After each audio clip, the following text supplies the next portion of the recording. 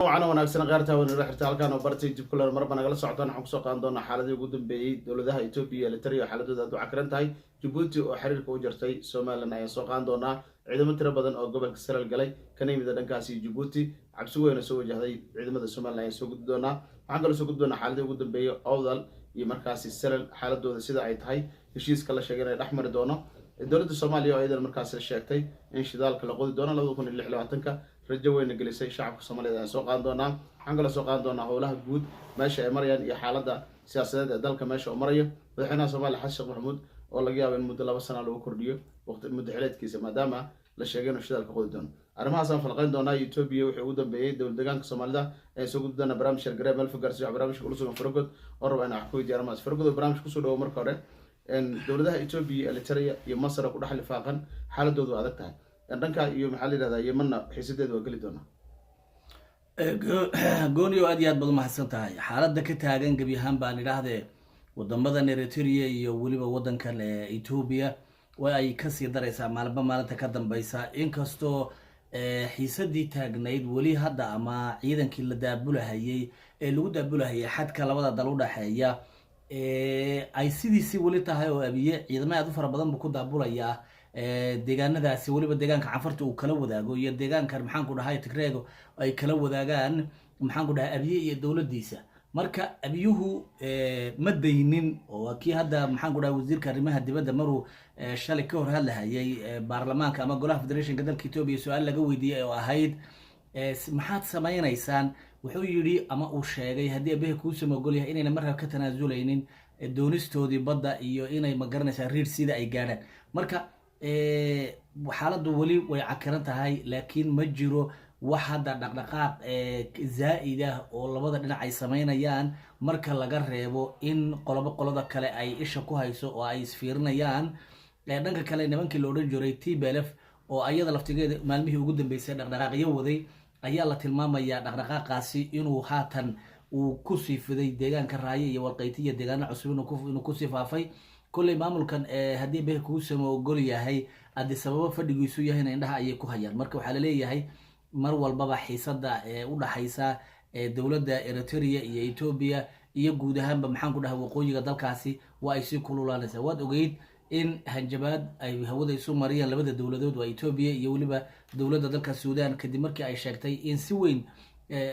ama dawladda Suudaan ay sheegtay in Ethiopiaanku ay si weyn u dacminayaan ama u taageerayaan qalgana u siiyeen dacmo sariic oo ah maxaan ku dhahay koox falaago inta badan ay taageerto imaaraadka carabta ama shaytaanul carab ay taageeraan marka xaaladdu aad iyo aad ay u qasan tahay abiye iyo qoladan oromaduna way indhaynayaan laakiin hadda waxaad moodaa inay hadda ku mashquulsan yihiin dhanka Somaliland iyo xaaladihii ugu dambeeyay dhankaas ayaad moodaa inay agooni oo indhaha ku hayaan waana ogaan doonaa bal waxa ka soo kordha deegaanadaas فرقدوا ما سنتهاي وسير كارمها دبدا دلك إثيوبيا وهذا وقانو قادنا وتيلاي وحمك سكر ده سؤال أويا هرت لو وديه مركو تري جولها فدريشن كدلك إثيوبيا سؤال أيا لو وديه سؤالها سنة وحقوق تمين أقول سيد الصومالي الآن قرضا محن كنا كوفيد يرتا إيه هديه به كوسم وقول يا دولة إثيوبيا موقف كذا أنا عديسه مرك آدي آد وجور ورقتي سجوا الشيء أنا إلى لنا يان دولتها أي سحيبها يهين ومرك الصومالي ولا جيده inuu ilaalinayaan maxaan ku dhahay mowqifkooda iyo shucuurtooda inay ilaalinayaan ayuu markii sheegay marka hadal of gobaadsi ah ayuu ku hadlay Ethiopia laakiin kama tanaasulin sida hadda diblomaasiyiinta u horeeyay markii ay qoraalada soo qorayeen uu abiye uu ka celiyay waa kuwa Ethiopiaanka sida safiirada iyo kuwa kale u dooda ayuu ka joojiyay marka waxa weeyaan abiye dana gaar ayuu ilaashanaya laakiin yawmun min al-ayyam Ethiopia way ku dhawaaqi doontaa waad arki doontaa Ethiopia qof daahira ma aha dal daahira maaha dawladdeegaanka Soomaalida ayay ma garanaysaa in ka badan 50 sano ama in ka badan maxaan ku dhahay 60 sano ayay gumaysanayaan 100 sano bay ku dhowdahay baan dhihi karaa hadda marka waxa weeyaan intii kale ayay doonayaan inay ku darsadaan waa kii bari dhawata lahaa ninkii la taliyaha ahaa waxaanu doonaynaa haddii beh ku soo ogol yahay in ay nagu soo biiraan Puntland iyo waliba Somaliland inay nagu soo biiraan ayaan doonaynaa wakiilaha marka waxa weeyaan Ethiopiaanku waligood iyo allahood madaxa ayay fooda ku hayaan yaani geedka ayay wali madaxa ku hayaan chance bayna gaadayaan tusaale ahaan waxa kugu filan hadda waxa jiray niman wariyaal oo soo gaaray magaalada Hargeysa ee caasimada maamulka Somaliland waxayna ka yimaadeen wadamada Yurub ka yimaadeen waa niman maxaan ku dhahay qoladii koofiyad yarta ahaa markii dowladda federaalka ee soomaaliya ay u diiday waxay kasoo degeen haddii ay biyo kuusoo mogole addis ababa ay kasoo degeen waa lasoo qaaday dhulkii soomaaliyeed bay soo dhex mareen halkaasayba iyaba ka galeen bawajaaleba halkaa ka galeen marka waxaad dareemi karaysaa mar walbaba inay qoladan maamulkaas maxaan ku dhahay somalilanderka ee goonigoosodka inay mar walbaba ay si weyn u taageerayaan oo qorshahoodii iyo haddii ay biyo kuusoo mogol yahay ay si weyn u taageerahayaan marka yani etoobiya ma daahirayso ayadu waxa weeyaan soomaali kala tagta soomaali kala gogooda ayay wadaa oo qorshaheedu tahay wuxuu kaloo sheegay inay qonsullo ku leeyihiin maxaan ku dhahaa dalka soomaaliya oo waxa weeye ay ka shaqaynayaan oo qorshayaashooda ay ka fulinayaan marka waxa weeyaan soomaalida ubaad moodaa inay kala dhantaalan tahay etoobiya iyadu waxa weeyaan iyadoo maanta ugu xun oo meeshii ama meelihii ugu xumaa maraysa ayay haddii bihi kuusama ogol yahay haddana waxay ku haysaa ummadda soomaaliyeed kala dhantaal iyo qorshe xumo iyo haddii bihi kuusama ogol yahay waxaan loo joogin ayay mar walbaba gooni ku haysaa marka waan ogaan doonaa haddii bihi kuusama ogol yahay firgada waa mahadsan tahay haddii aan tagno dowlad deegaanka soomaalida weli waxaa ka jirta xiisad u dhexeysa soomaalida iyo oromada taasoo sii kordhaysa muddooyinka lasoo dhaafaba ilaa iyo haddana dagaal joogsada ma jiro shimles abdisa ayaana la sheegay inuu ciidamada soo dirayo oromada ah mar walba uu leeyahay weerarada soomaalida si ay uga qaxdo dhulkan waxayna sheegeen oromada dhulka dowlad deegaanka soomaalida inay ayaga hore u lahaan jireen 100 sano ka hor markii dambena lagala wareegay arrintaas dadka qaar xataa ay aaminsan yihiin oo dowladdii kacaanka ee 77 xataa waxaa la sheegay dhul badan oromada haysatay in laga saaro soomaalida ay la wareegtay marka arrimahaasay soo deliishanayaan firgodow haddana dowlad deegaanka soomaalida dagaalkooda ma dhamaanayo oromada maxay micnaheedu muxuu yahay oromadu waxa weeyaan qorshahan taariikhda ee beenta ah ee ay hayaan waxba kama jiraan dhulkan soomaali baa ilaahay ku beeray soomaalida askale la-anna maxaa yeelay oromadu waxay sheeganayaan ilaa hargeysa iyo boosaaso iyo bari odil bay sheeganayaan wax ma garanaysaa meelahan jooga oromada qorshahoodu ma aha soomaalidana nabiyullaahi ciise oo la yidhaahdo 2000 sano ayaa u dhexaysay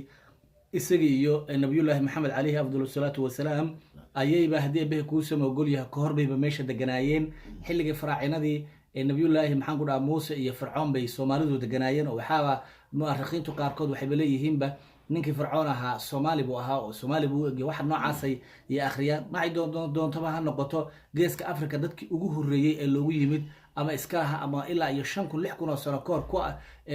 ku tallaala ee maxaan ku dhahay ku dhaqnaa waxa weeyaan waa dadkan soomaaliyeed ee haddii bihi kuusama ogol yahay ilaahay uu ku abuuray dhulka ugu istiraatiijisan ugu khayraad badan ugu fiican ee soomaalida marka qorshaha noocaas oo kale ah maadaama qoladan mindida daabkeeda hayaan haddana ay yeesheenba haddii bihi kuusama ogol yahay ama ay xukunkii hayaan inta ayay meermeerinayaan qorshe kale oo ay meesha ku hayaan gooniyo ma ay jirto waana xaqiiq weeye qoladan waxa weeye haddii bihi kuusama ogol yahay oromadu wax qorshe iska guracan waa qorshe iska guracane ma aha qorshahooda qorshe maxaan ku dhahay saxan dhanka dowlad deegaanka soomaalida haddaan usoo noqdo